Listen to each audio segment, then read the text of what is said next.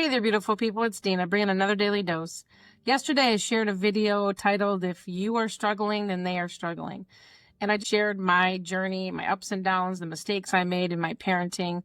In the very beginning of my parenting journey, I had no idea what I was doing, and I had no idea what it was like to partner with God and, really see this role as a mom as an honor. I really looked at it as kind of like a to-do list or something of an obligation that I had to do. I had to do this. We had to make sure that they were safe, put a roof over their head, make sure that they had all the things that they needed, schooling and food and clothing and, friends and all of that, just like everybody does with their kids. But I didn't know how to partner with God on that. And I really struggled with a lot of my own insecurities and my own struggles with depression and anxiety.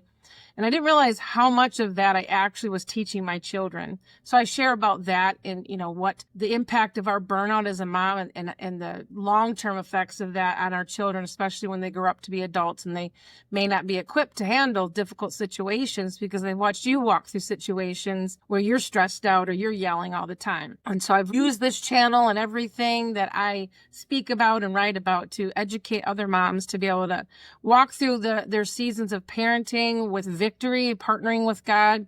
It doesn't matter how difficult your situation is. You can absolutely thrive in that. So check out that video from yesterday. But today's video really is, in a continuation of that. But I wanted to talk to you about, everything that we do, our children are watching, whether it's good or bad. Are your children watching? Are they able to see you going through something hard and not giving up on that? Or do they see you run down depleted and frustrated and getting upset and giving in? How many times have they seen you start something and then not finish it? Because I absolutely believe that if a mom is thriving, then her household will thrive. I believe that a mom is the one that sets the atmosphere of the home. And I'm not saying that the husband or the man doesn't have a part in that. They absolutely do. But everything that I teach you is from my perspective as a woman, as a mom, as a wife. And I believe that the majority of women are the ones that are the managers of their house. They're the ones that are taking care of the kids, the schedules, all of that. And honestly, they're the ones that set the attitude of the house. And a lot of times they'll say, if the mom isn't happy, then ain't no one happy. And, that was definitely the case with me. And, I just didn't know how to do anything any differently. I didn't realize I was actually even operating that way. I really thought I was doing the best that I could. And maybe at the time I was. I really believe you can only give out of what you have. So at the time, that is all I had. I didn't know how to be any different until God had to really walk me through and show me the areas of my life and my heart that were hurting other people and honestly not honoring Him or myself. So it's been quite a long journey of transformation to get to where I'm at today, to be able to even share this with you on the other side of this video. So if there's anything that I can bring that will help somebody else know that they're not alone, then everything I'm doing right now is worth it. I just want you to know that you're not alone. And that you may make mistakes, but there's always a way to turn that around. So that being said, how are we showing our children that when we make mistakes? When we make a mistake, are we showing our child how to turn that around? Do they see us always frustrated with ourselves? Or do they see us thrive? Are they seeing us do hard things and not giving up? So it is okay for your child to see you not always winning. It's okay for your child to see that you're walking through something hard. But what's important for us to show them as parents is to be continually fighting and continually pushing forward to being the best version of yourself. And when I say fighting, I don't mean fighting with somebody. I mean fighting for the life that God created you for. They need to be able to see you win, even if the situation doesn't change. When I mean win, I'm saying that they need to see you rise above that. That's what true winning is. That's what true freedom is when you rise above something, even if it didn't go in the direction that you wanted it to. So I want to share a little, story with you. About 14 years ago, I had an opportunity to visit the naval base in San Diego, California. And it was such an honor to be able to tour the entire base and see all the different aspects of the Navy. I was there with some other educators and, school board members and people that worked with young people, with teens, so that they could understand from a recruiting standpoint whether that was something to offer their students. Because of what I did in our youth outreach as the executive director, I was invited to come along. And I was pregnant with Gracie at the time, so I was 7 months pregnant. So that was, a little over 14 years ago. But one of the things I will never forget was the experience of visiting the Navy SEAL training facility. And, we walked through all of the different steps that a Navy SEAL goes through and watched videos and things like that. But one of the things that was the most impactful to me And what was taught to us was we were in the middle of this courtyard, and the courtyard was surrounded by, Navy personnel and the men that were there in the program. And along this path, I would say, along this sidewalk, there were all these helmets that were lined up, just one after the other. I would say there was probably at least 50, maybe even 100 helmets that were sitting there. And there was a bell right there above those helmets. And the gentleman that was sharing what that meant was telling us that week, that's how many of the men that were in this program rang the bell and decided to opt out. So basically, if you ring the bell, then you don't have to participate in the program anymore. You don't have to go through all the hard things anymore. And it just really rung true to me, because I liken that to my own life, that how many times did I ring the bell and get out of a situation that was hard? And how many times did I stick with it? So one of the things that I feel like we have taught our children is how to go through hard situations in our marriage. Now, my husband and I have not always had everything perfect in our marriage, and I don't think any marriage does. And our children have seen us walk through some pretty tough situations, but one thing that they can say they've seen is that we have never rung the bell. Divorce has not been an option for us. Now, I'm not saying that there haven't been times where we felt like that might have been something that we wanted. I don't know what my husband would say if he were sitting here talking about that. I'm sure he'd probably felt like there were times that was something that he wanted to do, but we didn't. We didn't give up on each other. Now, that didn't mean things were going well or things were all perfect. But my children know when they see us that we have stood by each other through thick and thin, through all the situations, the hard times that we've gone through. We've never rung the bell.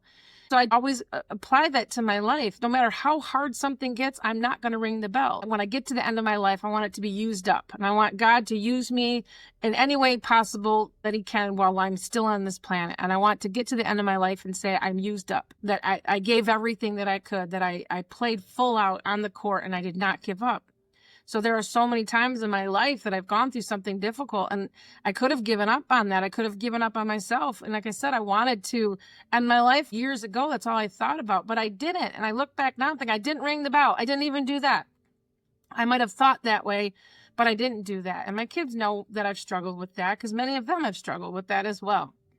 Because again, if we're not managing our own lives, then we're putting that on them. There's a frequency that we carry. There's a negativity that we carry, even if it's internal and we're not sharing that with them, they can sense that. And are we teaching our children how to do hard things? Are we teaching them to go to God when things are hard, or are we teaching them to give up? And so again, I made a lot of mistakes. You can check out the video from yesterday and I share all that with you. But one thing that I realized is that I've never rung the bell. I didn't give up on myself. I haven't given up on my spouse. I haven't given up on my kids. I haven't given up on my health. I keep trying. I keep saying I'm going to eventually get down to that weight that I want to give. No matter how many times I gain it back, I will not give up on myself. I have taught my children how to do hard things. I have taught them that no matter what, no matter how hard it is, don't ring the bell. So one of the other things that I learned about that Navy SEAL training facility is actually we got the opportunity to meet a gentleman that had rung the bell. And he was transferred to the Department of Defense, and he was in the bomb unit, and he was there doing a presentation about what they have to do to defuse a bomb. So he was wearing this big bomb suit. He was showing us all the different things that they train them to do when there's a situation, a dangerous situation with a bomb. So he was talking about how he was one of the ones that rung the bell, and he had just gotten out of the Navy SEAL program, and they had transferred him over there. And I asked him what that was like for him. He said the hardest part of that program was the mental part of it. It wasn't the physical part of it. You've got young kids coming in from all over. They are the best of the best, the elite, the athletes, all of that. But what they don't tell you is that it's mentally taxing, and it's one of the hardest things that you have to do. So then I look at that my own life. I would say that the hardest things I've had to go through are mental. It's mostly what I think about the situation, the actual situation itself. It's what I'm thinking about, how hard it is, or thinking about what somebody else has done, or ruminating or being negative about the situation, or honestly just not having the mental capacity to be able to process whatever it is I'm going through. So I can truly relate and understand what he was saying. Most of the time when we're going through something hard, it is mentally hard on us more than it is physically hard on us. And that is really what it was like when I was going through the toughest parts of my parenting journey. It was mentally hard on me because I wasn't managing my mindset. I wasn't managing my spiritual health. I wasn't managing my emotions. So that got the best of me. And that is why I ended up feeling depressed to the point of being suicidal. It was my mind that was in trouble, not necessarily my physical body, although I was tired and I was sleep deprived and all of that. And I was dealing with some physical ailments as well.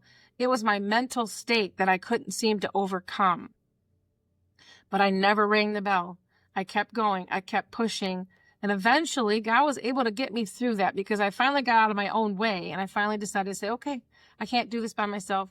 Show me what it is that you want me to do. And how do I partner with you in doing this parenting journey? And I actually really learned to love it. And I actually got to the place where I really love myself. And I can't imagine that if I would have made that decision and rang that ultimate bell and taken my life, because I don't know where my children would be right now if I weren't in their life, or where, God would have taken this message that I have to maybe help somebody else. So I'm grateful that I didn't ring the bell. And I want to encourage you, if you're going through a tough season right now, first and foremost, your kids will see it. They know it. They need to see you doing something hard. They need to see you not giving up.